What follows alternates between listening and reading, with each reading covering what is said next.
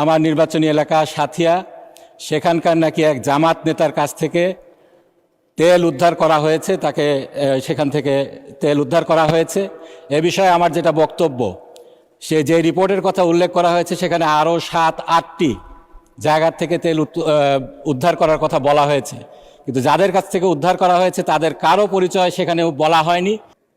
Speaker, আমি যে বিষয়টি রেজ করতে চাচ্ছিলাম 274 বিধিতে, গত কয়েকদিন আগে অনলাইন মিডিয়াতে একটি রিপোর্ট এসেছে যার মুদ্রা কথা সরকার 2 লক্ষ টন ডিজেল আমদানি করছেন বিনা টেন্ডারে।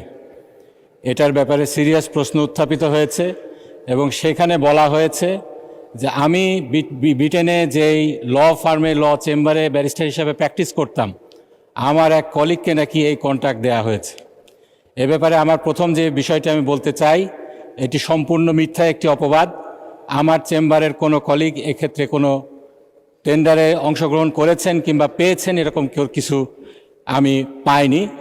দ্বিতীয় যে বিষয়টি, সেটি হলো এটার বিষয়ে যে অপপ্রচার চলছে, এই ব্যাপারে মাননীয় জ্বালানি মন্ত্রী যিনি আছেন তার একটু সুস্পষ্ট ব্যাখ্যার দাবি রাখে।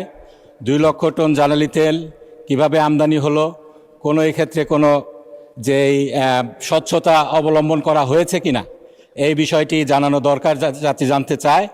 3 নম্বর যে বিষয়টি, মাননীয় জ্বালানি মন্ত্রী একটি বিষয় উত্থাপন করেছেন আমার এলাকার ব্যাপারে।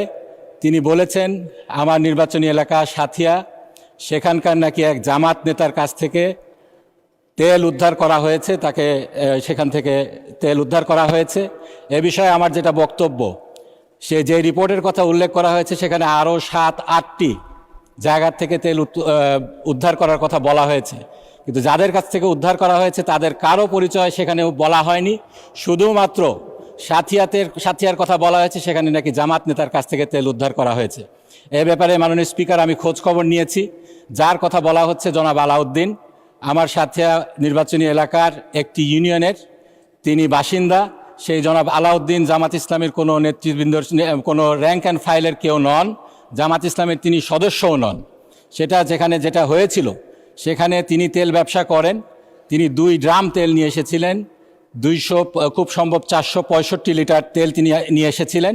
সেটা যখন উদ্ধার করা হয়, স্থানীয় লোকজন তখন বাধা দেয় এবং বলে যে এই তেল আমাদের জন্য আনা হয়েছে, একটু অপেক্ষা করেন, জামাতের যিনি আমির আছেন তিনি আসবেন, তখন এটা ফয়সালা হবে। জামাতের আমির সেখানে জানও নাই, এ ব্যাপারে তিনি কোনোভাবে অবহিতও নয়। কিন্তু যেহেতু জামাতের আমিরের নামের কথা সেখানে উল্লেখ করা হয়েছে, উপজেলা জামাতের আমির, সেজন্য রিপোর্ট করা হয়েছে তিনি জামাতের সংশ্লিষ্ট কেউ, জামাত নেতা।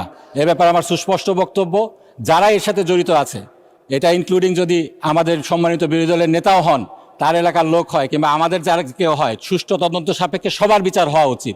আমি চ্যালেঞ্জ দিয়ে বলতে চাই, আমাদের সংগঠনের সাথে আর কেউ এই ব্যাপারে জড়িত ছিল না। ধন্যবাদ মাননীয় সদস্য।